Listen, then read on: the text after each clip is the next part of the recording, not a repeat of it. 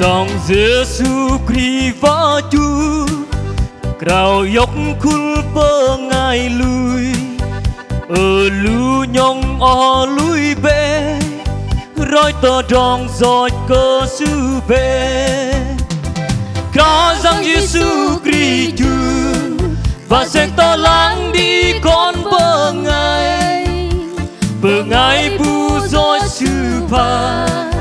cô lăng tơ bắt tộc lấy lăng tơ lấy lăng bọc cây tây dục cho tha ri hallelujah bờ nê có cát giang ti mà hơ ri linh la đi bôn đi con bơ ngài cờ tâng bắt a nắp sư lờ bờ ngài ôn tờ trong gió cá giang quay bồ làm chớ ngâm cá giang Giêsu Christ Chúa và sẽ to lắng đi con bờ ngài bu gió sư pa cô làm tớ bắt tộc lấy lăng bọc cây tây dục cho tha ri hallelujah bờ nê có cát giang ti mà hơ ri linh la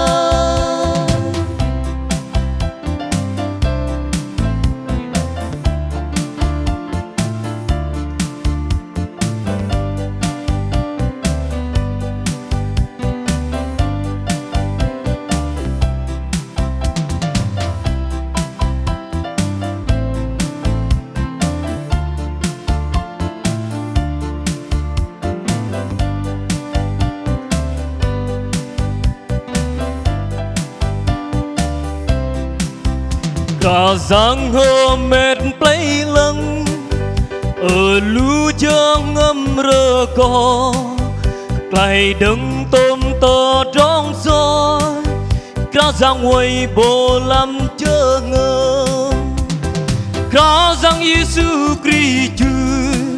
và sẽ to lắng đi con bờ ngài bu gió sư pa cô lăng tơ bắt tộc lấy lăng bọc cây tây dục cho tha ri hallelujah bờ nê có cát giang ti mà hơ ri linh la